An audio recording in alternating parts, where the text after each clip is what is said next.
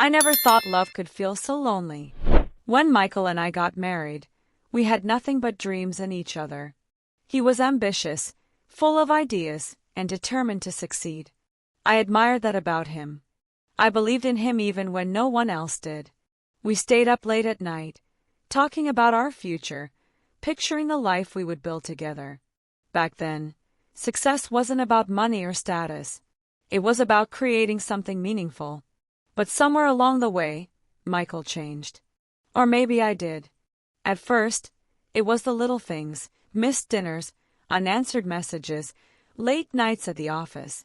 He would come home exhausted, barely saying a word before collapsing into bed.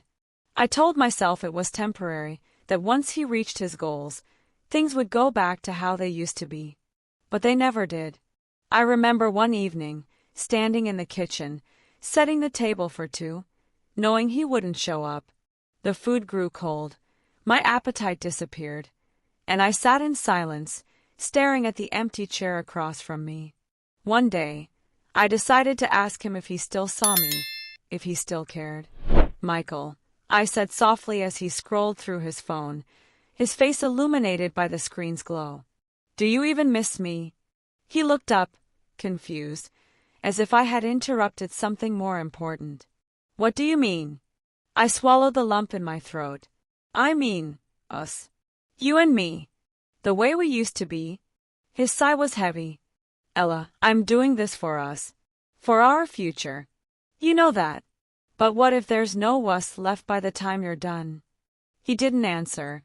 Instead, he looked back at his phone, replying to a message that, I knew, had nothing to do with me. That was the moment I realized I was losing him. Not to another woman, but to something worse, his own ambition. And the scariest part, I didn't know if he even noticed. I used to believe that love could survive anything. No matter the storms, no matter the hardships, as long as two people held on to each other, they could make it through. But what happens when one person is holding on while the other is too busy chasing something else? Michael wasn't always this way. There was a time when I was his priority. I remember the way he used to look at me, like I was the most precious thing in his life. His dreams included me. His plans were our plans. We didn't have much, but we had love, and that was enough. But slowly, something changed. At first, I was proud of him. He worked harder than anyone I knew. Late nights at the office, endless meetings, business trips that took him to places I had never even heard of. I would wait for his calls, sometimes staying up until the early hours of the morning just to hear his voice. In the beginning, he would call every night. But then, the calls became shorter. Then, they stopped altogether. I told myself it was normal, that success required sacrifice. But I never imagined that I would be the sacrifice. One evening, I decided to surprise him at his office. I packed his favorite meal and drove across the city, excited to see his face when he realized I had come all that way just for him. When I arrived, his secretary, a young woman with bright red lipstick and tired eyes, gave me a hesitant smile. "He's in a meeting," she said. "That's okay," I replied, holding up the bag of food. "I'll just wait." Minutes turned into an hour. The office grew quieter as employees packed up and left for the night. But Michael's meeting continued. Eventually, I heard laughter coming from the conference room. The sound of clinking glasses. I stood up, heart pounding, and walked toward the door. Through the glass, I saw him sitting at the head of the table, surrounded by men in suits and women dressed elegantly. He was laughing, a drink in his hand, completely at ease. I wanted to believe he was just working, but deep down, I knew the truth. He had found a world where I no longer existed. I turned around and walked out, leaving the food behind. When he came home that night, I was already in bed, pretending to be asleep.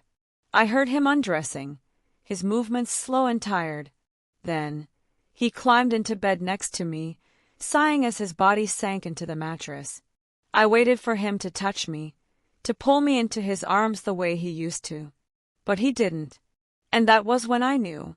I had already lost him. The night I walked out of Michael's office without saying a word, something inside me broke. I stopped waiting for him. I stopped hoping he would change.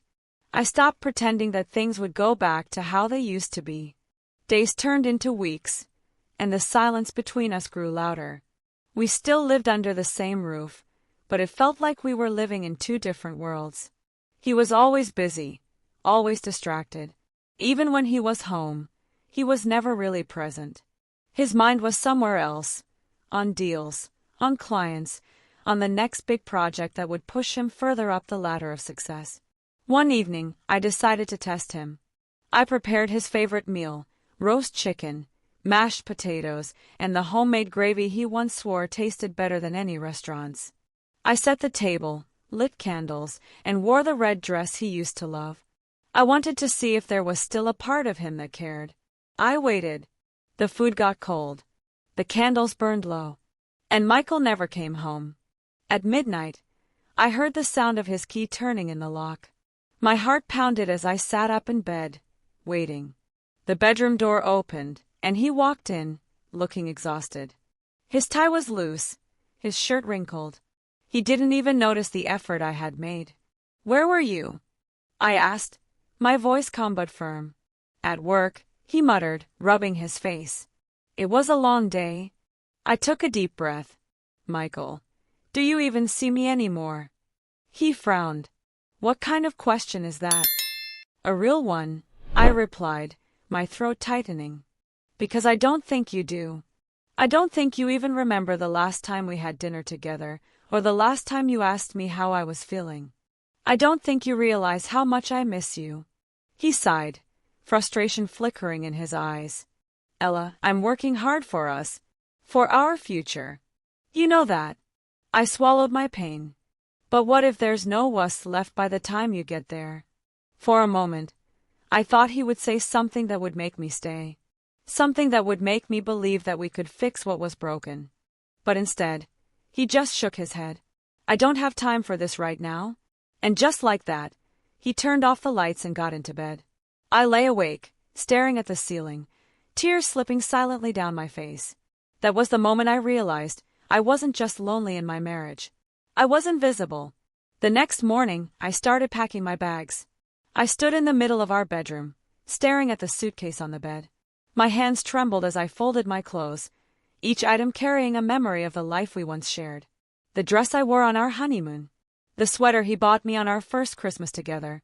The scarf he wrapped around my neck on a cold winter night, whispering that he never wanted me to be cold as long as he was around. That month was gone.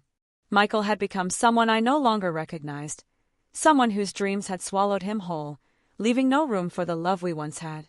And I was done waiting for him to see me again. I zipped the suitcase and took one last look at our bedroom.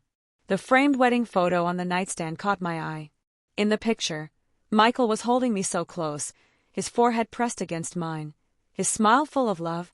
I picked up the frame, tracing his face with my fingers, and let out a shaky breath. I had loved him with everything I had. But love wasn't enough when you were the only one fighting for it. As I walked toward the front door, dragging my suitcase behind me, a part of me hoped he would stop me. That he would suddenly realize what he was losing. That he would grab my hands, pull me into his arms, and beg me to stay. But Michael wasn't home. He was at work. Like always. I stepped outside, the evening air cool against my skin. My taxi was already waiting. As I climbed into the car, I felt a strange mix of emotions. Pain, relief, fear. The driver glanced at me through the rearview mirror. "Where to, ma'am?" I hesitated for just a second. Then, I gave him the address of my sister's house. As the car pulled away, I didn't look back. I couldn't. Because I knew if I did, I might start believing there was still something left to fight for. And I had fought long enough. I had imagined leaving Michael 1,000 times before I actually did it. I thought I would feel free, like a weight had been lifted off my chest. But as the taxi moved through the city, all I felt was emptiness. When I arrived at my sister's house, she opened the door before I even knocked. "Oh, Ella," she whispered, pulling me into a tight embrace. That was all it took. The walls I had built around my pain crumbled, and the tears I had been holding back for months spilled over. I cried for everything I had lost, for the love that had faded, For the man who had once been my best friend but had become nothing more than a stranger. My sister let me cry. She didn't rush me. She didn't say, "I told you so." She simply held me the way I had wished Michael would. That night, I lay awake in the guest room, staring at the ceiling, haunted by memories. I could still hear Michael's laughter in my head, still feel his arms around me from the days when he used to hold me like I was his world. I wondered if he had even noticed I was gone. Days passed, then a week, then two. Not a single call. Not a single message. Michael was too busy chasing his dreams to notice the absence of the woman who had once been his biggest supporter. But then, one evening, my phone rang. His name flashed on the screen. My heart pounded. For a second, I considered ignoring it. But I couldn't. I answered. "Hello." There was silence. Then a deep sigh. "Ella." His voice was hoarse, like he hadn't slept in days. "Where are you?" "Does it matter?" I asked, my voice steady. He paused, as if searching for the right words. "Come home." Home. The word felt foreign. I closed my eyes. "Michael, do you even know why I left?" He exhaled. "Because you don't understand what I'm trying to do. I'm building something for us, Ella. Everything I've been doing is for our future." "No, Michael," I whispered, my voice breaking. "You've been building something for yourself. And you never once stopped to see that you were losing me in the process." Another silence. Then, for the first time, his voice cracked. "I miss you." Tears welled up in my eyes. I had waited so long to hear those words. But now, they felt empty. I shook my head, even though he couldn't see me. "Michael, you spent years choosing your work over me. And now, when everything is falling apart, you suddenly remember that I exist." He didn't respond. Maybe because he knew I was right. "I loved you," I continued, my voice barely above a whisper. "I waited for you. I begged for your attention. And you never saw me. You never heard me. Until now. When it's too late. Ella, please." His voice was raw with desperation. I took a deep breath. "I hope you get everything you worked for, Michael. I really do. But I can't be the woman waiting for you anymore." I hung up before he could say another word. And as I set my phone down, I realized that for the first time in a long time, I had chosen myself. I had finally let go. And maybe, just maybe, that was the kind of success that mattered the most. Dear listener, life has a way of teaching us lessons we never expected to learn. I once believed that love alone was enough to hold a marriage together.